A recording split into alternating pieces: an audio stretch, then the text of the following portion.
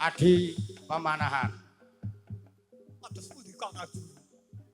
Rada nyedak mrene nggonku guneman men cetha.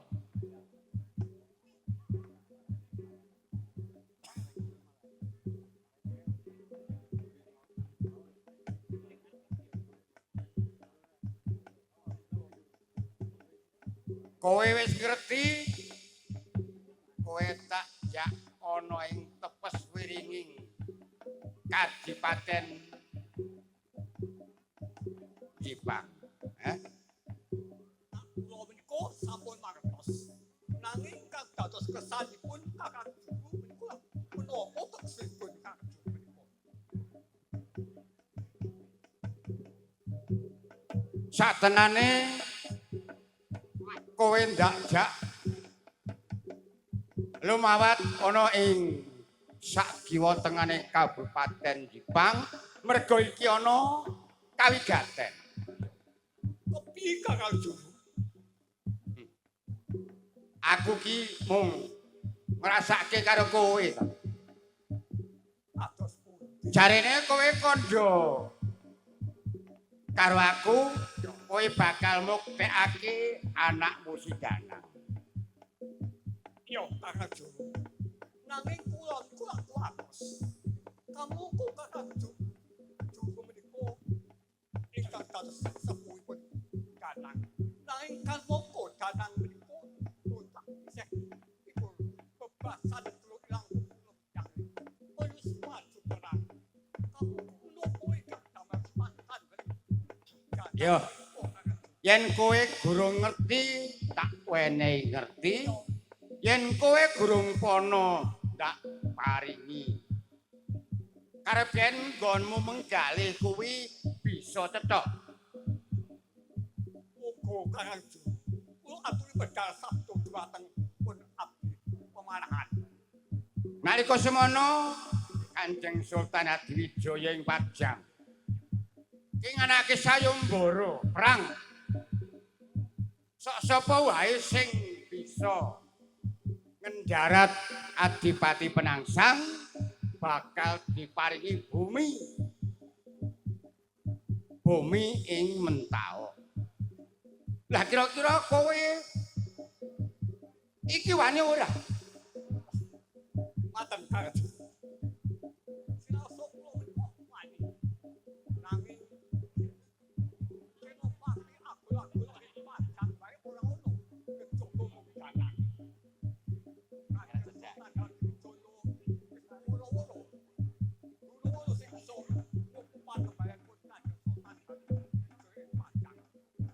Yen kowe mung ngrungokake kabar sing wis ditampa merga wedi karo brengos blaprang. Menika Kanjeng. Menika tetep piatek Kanjeng Arya Penangsang pun dasare pintek so. Adi pemanahan wong perang kuwi ora nganggo okel wae nanging nganggo akal.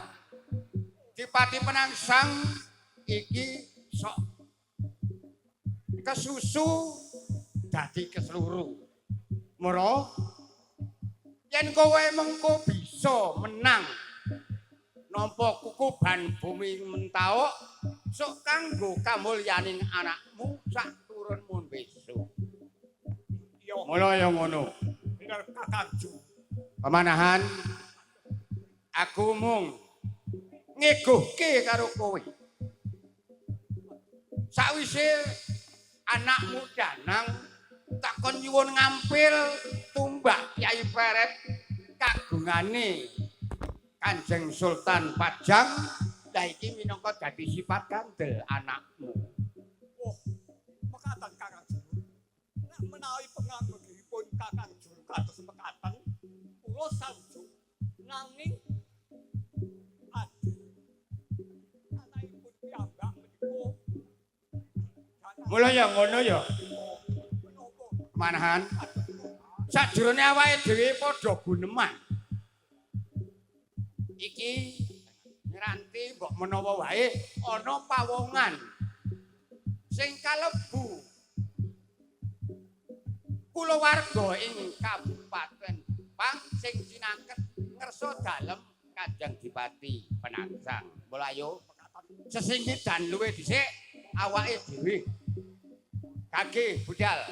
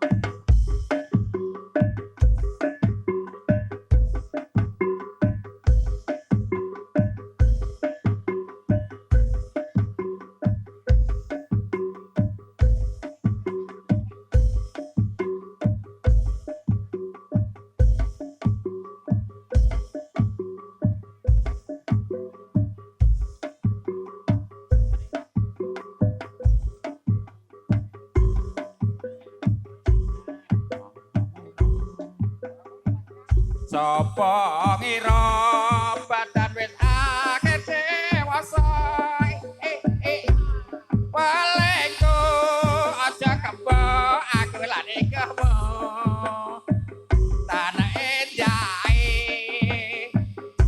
jamong kowe katon gawe awe sapa-sapa ngira panggodotan posa saja Singkirana muga dadekno utama. Ayo padha ngarit ya Kang yo.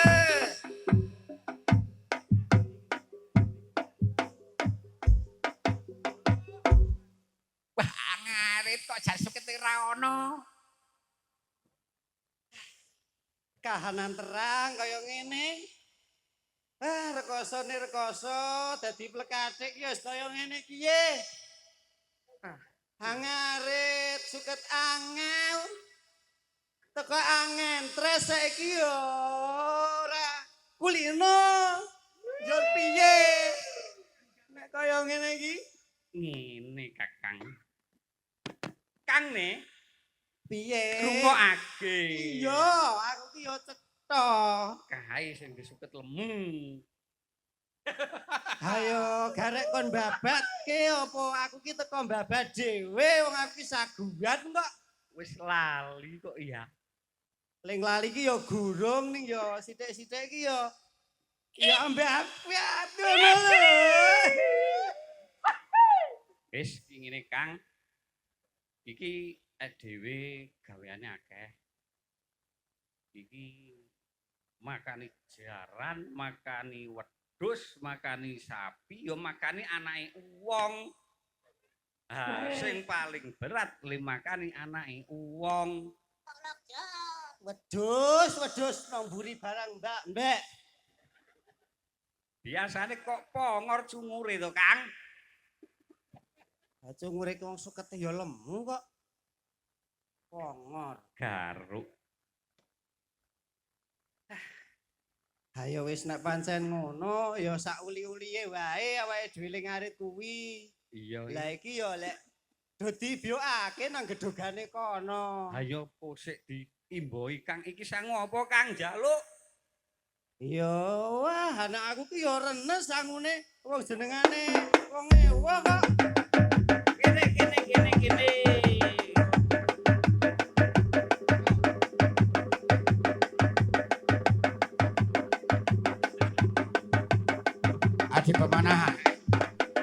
Adi pemanahan. Tak kandhani kene. Sakwise awake dhewe sesengdan amping-ampingan wit asem kae sajak ana bocah sing lagi ngarit. Pancene tak criti-criti apa jenengmu rampung sak plekake Kakang Sedulur. Ayo guru mesti. Sopo? Ayo. Ngono. Coba takonono. Apa ditakoni? Coba takonono. Aku nakoni yang Yo. Oh iya ya, manut Kakang Sedulur. Yo.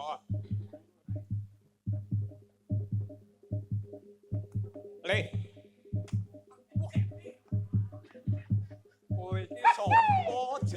Kowe iki sapa jenengmu? Lan saka ngendi papan dunungmu kuwi mlebu ning taman kene? Sapa jenengmu? Lan wong Kaya nang takon Kang piye Kang jawab Kang. Ayo dijawab. Kok ora kaya ngono kuwi. Iya, kepiye? Nepungake karo aku. Yo, nek aku mlebu iya. Wiri ningali aku. Ayo. Kowe eling arit kok wis entuk oke. Kowe kuwi Eh? gaweanmu opo mlebu ana tamu kene? Kaya ngono. Oh, wong arit to ke. Awong bagus-bagus kaya ngene kok wong gaweane kok tukang arit. Aku ki ya mung nontoni Lah, nggonmu ngarit ki kok ya wis gawe entuk makan opo kowe ngarit kuwi? separo guru. Karek ngebaki. Wah, ya kok akeh banget. Le makan sapi kuwi kepi. Jalan piro kowe? Carane kanjenge. Banget yo. Kanjeng Aryo Sik, Penangsang. pemenahan. Rene tak kandhani. Hati-hati yo penangsang. Bocah kae lagi ngarit. Ngakune bocah saka ngendi? Yen tak takoni bocah mau lekatike Adipati Aryo Penangsang. Lah malah ngene. Isi gawe supaya ben dadi aku. Nek sok kesane Kakang Ya. kepiye kok? Hati-hati lho Kang, Sekoyo nek rembugan ku ngopo Oh. kaya arepan. Aku tak nyedaki bocah kae. Yo, Yo hati-hati lho Kang. Kalau wong nyedak-nyedak, Le, ayo aja gunem Mas nang ngarit. sapa jenengmu Le? Ini lah yo do seneng to yo. Yo, gamane yo apik. Yo, gamane yo apik. Sapa jenengmu? Kula Paijo niki Paijo. kakang kula Paiman. Paiman. Jaman. Oh, dadi iki bocah loro iki Paiman karo Paijo. Nggih, Kalebu kawula Jipang. nggih. Kaya ngono. Dadi iki mau kowe ngarit iki kanggo makani apa? Nika turanggane kanjengi, kanjengi Penangsang. Oh, aku iki makan jaran. Nggih, Monggo sing tak krungu ki jaran 40 ki nek mung garitke wong loro apa ya waras. tunggale niku sakniki nganu. Enten napa nika? Pakane apa Kang? Liwetke. Liwetke kali godhoke mie. Godhoke mie kali soto. Hakimi barang. Nggih. Niku nak radi sonten soto. Aritmu kok bagus. Ape men ki? Arit 2026 niku. Ayo wis taun anyar, Nggih, arite yo anyar. nggih. Iki kanggone saben dinane gawe ngarit kuwi. Lah nggih, tanpa niki kula mboten saged nyambet damel. Oh, kaya ngono. Nggih. Iki upama tak gawe ngarit aku ngono ya rekoso. Wah, niku landhepe 7 penyukur tambah 7 penyukur malih.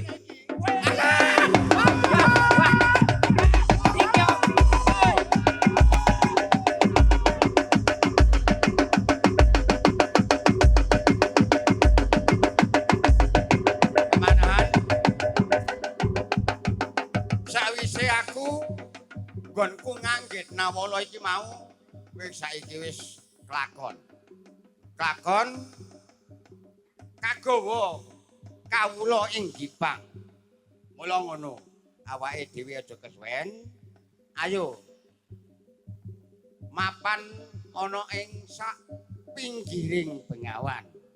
Nyeranti sowane Dipati Penangsang. Ya. Ayo kaget tindakno. Ya. Nah.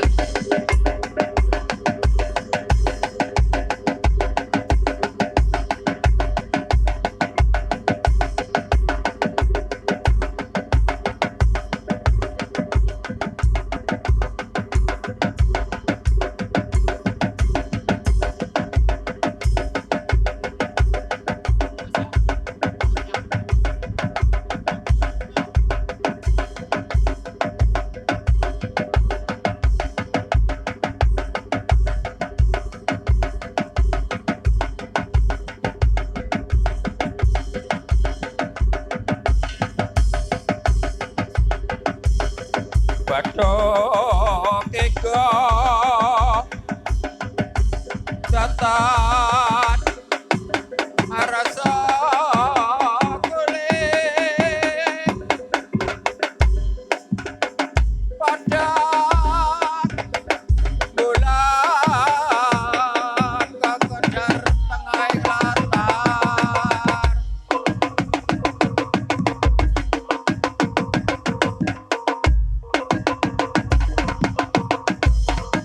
tango longgo dewe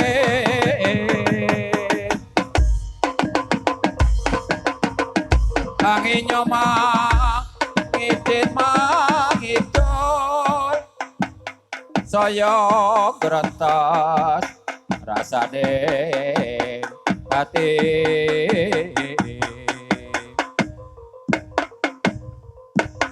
bapurakan ingsun Jawa Solo atau sana maring sekadang Jawa kodelan rogo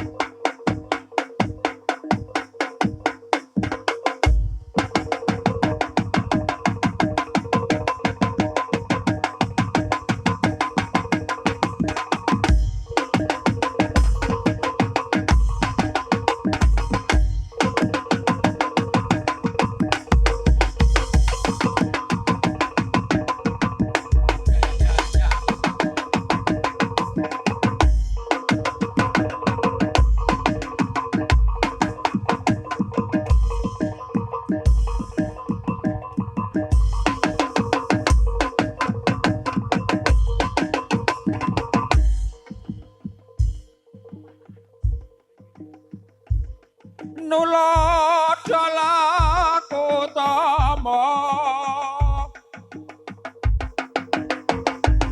tumrape tanah Jawi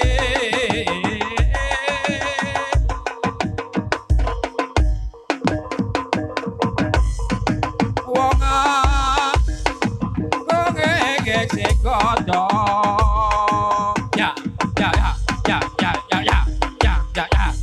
Panambahan Seno Pati ya Kapati Tamar Suti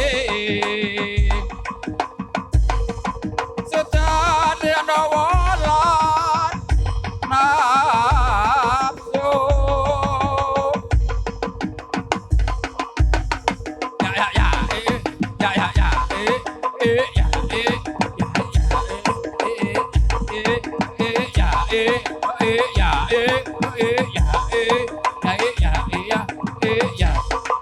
Pinapsu tapa brata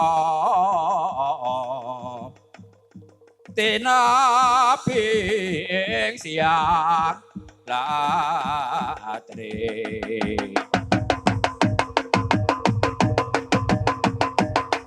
ama mango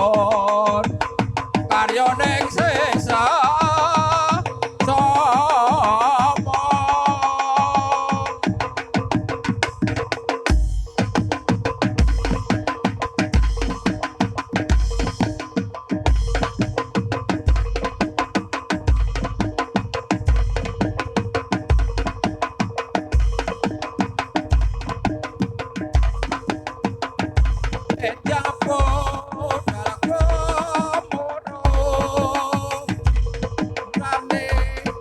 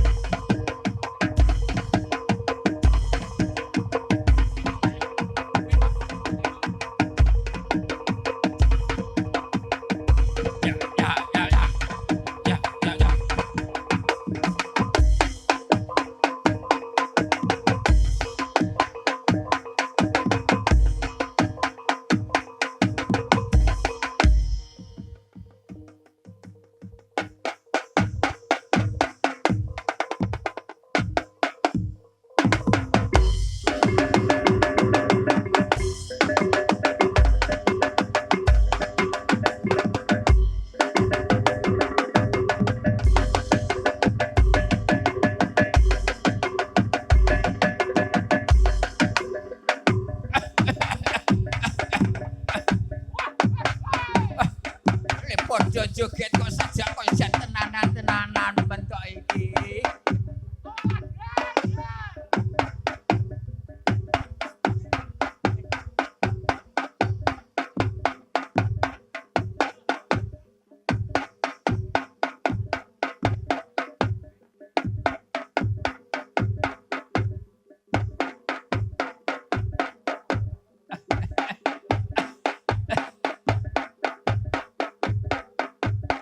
Ngawasi ini padha jogetan kok kaya latihan tenan perjuritan ngono lho. Alah.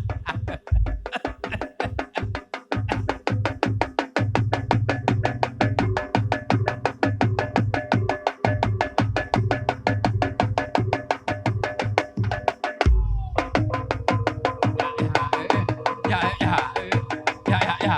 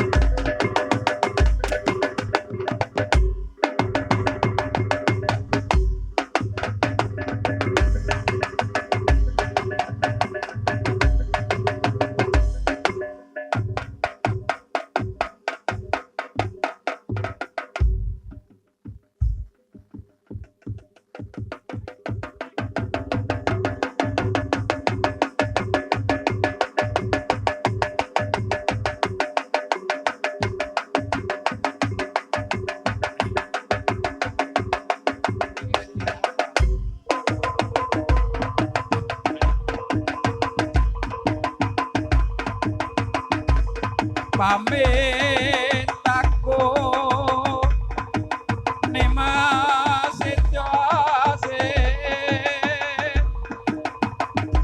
antut roto tanah sararot tongan ing sarina sawah ngene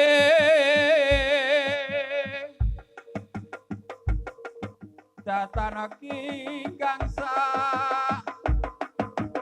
rambut lamun ato saketing ati tansah mulat. Ya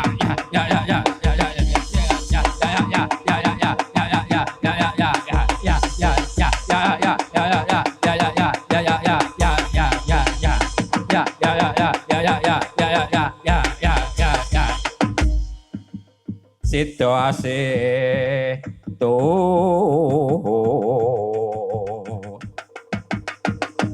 Indo mimilan pintuno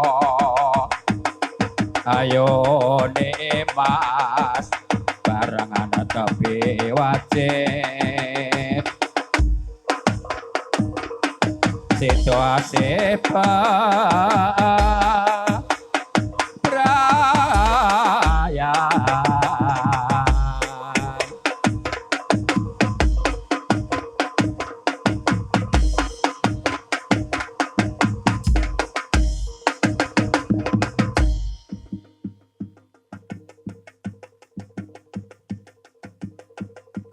ayo ngono nek do latihan sing padha tenanan ngono lho.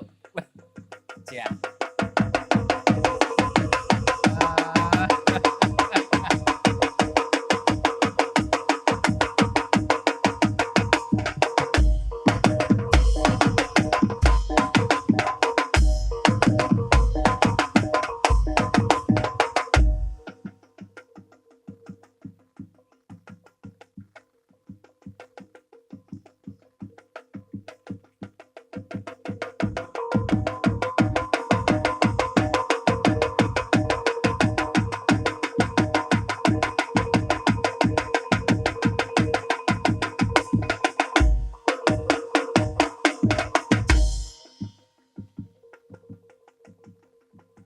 Ayo kajengi.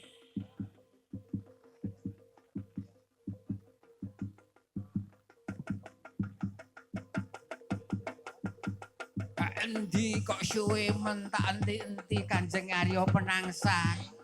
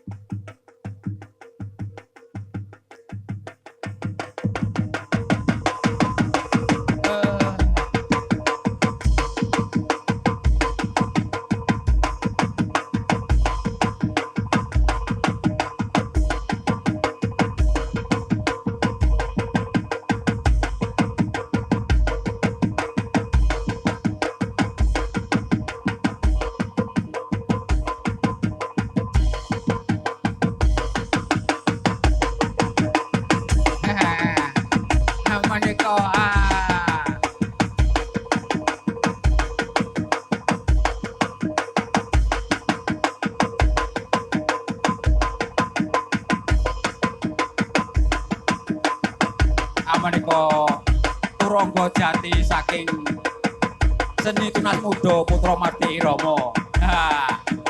Menika titiane Kanjeng Arya Penangsang.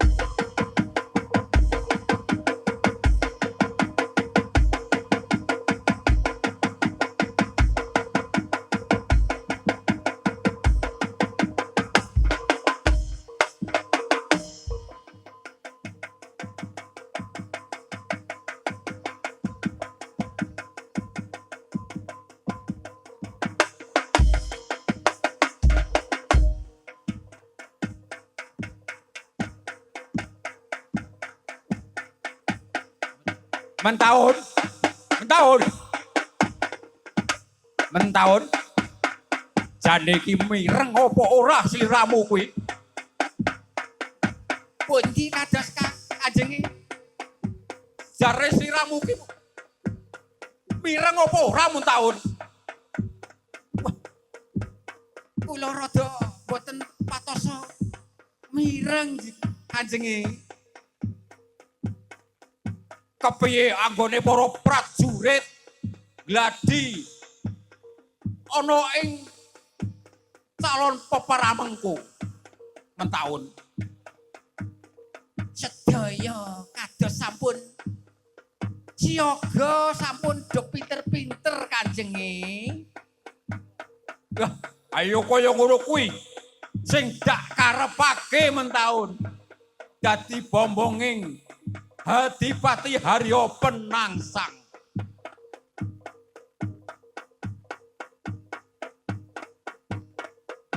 Jur sak banjure kepiye mentahun? Kados pundi? Kados sampun semawas sedaya para prajurit anggenipun Soma Gladen Kanjenge. Ayo sing tak karepke iki sing kaya ngono kuwi mentahun. Mula aku matur nuwun para kawulaku ing Pajang saben-saben nyenengake gawe senenging pikirku awit para prajurit anggone glade peperangan kaya wis ora ngujiwani mentahun. Inggih Kanjenge.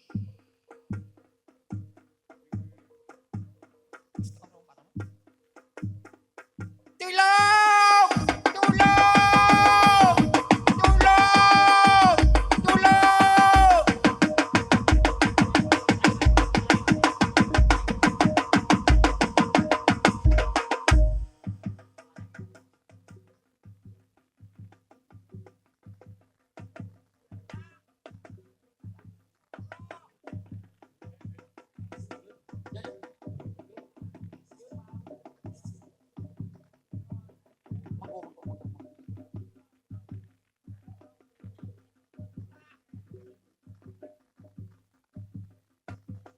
Menika Kanjenge kados perkasa ingkang sampun sami ngaren nedeni jaran panjenengan menika beto serat napa-napa nika Kanjenge. Apa mentahun? Layang saka ngendi mentahun? Kok layang-layangan barang saka ngendi mentahun iki? Mula coba Nawala iki bakal tak waca kepiye surasane Nawala.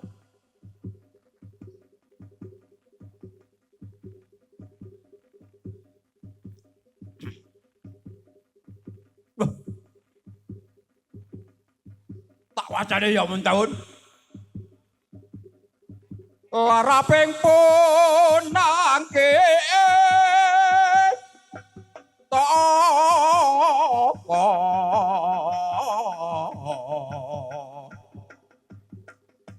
hatur dika Kang Mas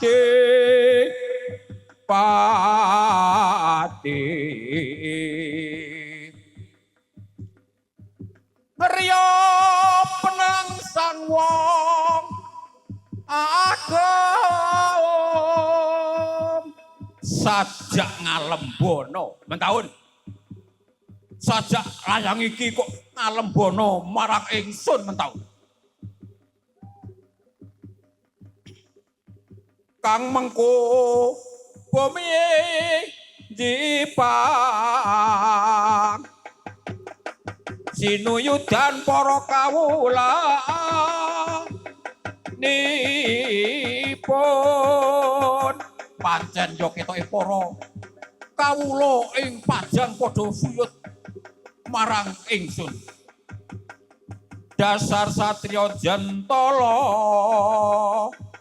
tulasen nalendra wangi kok sajak Nawala iki ngalembono mentahun inggih kadose menika nanging kok isih ana bajute iki mula tak terus nganggonku maca Nawala iki Mung sethithik cacatira nalika ing kutun pati watake Candala kaya patrape wong drengki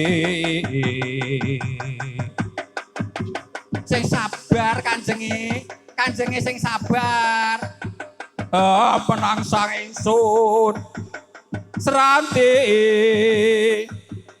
ayo tanding apuh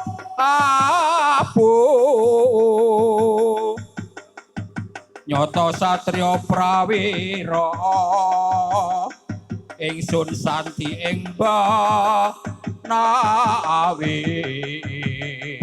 kaya jan sapate sira lena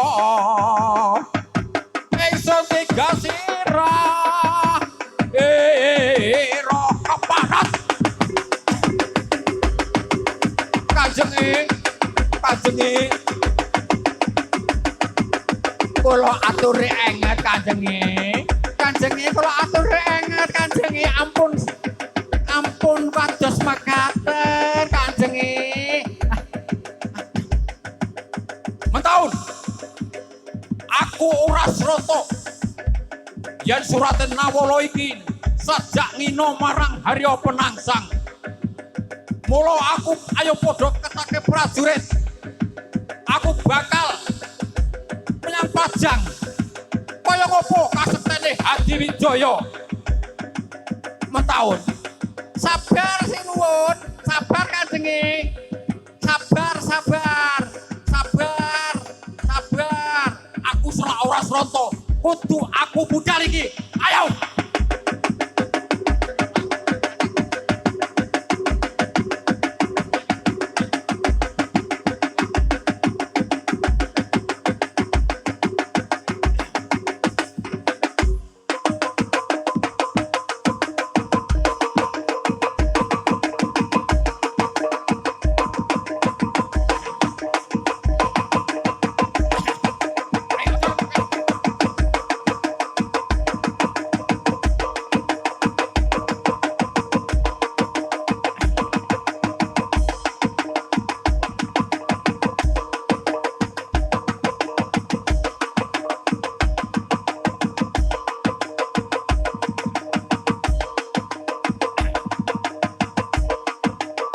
iki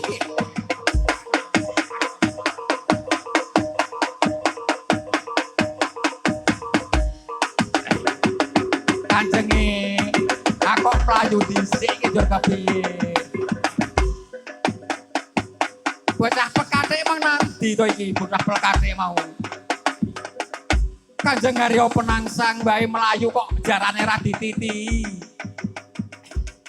kanjeng mula kono titiane Kanjeng Harya Penangsang pundhuten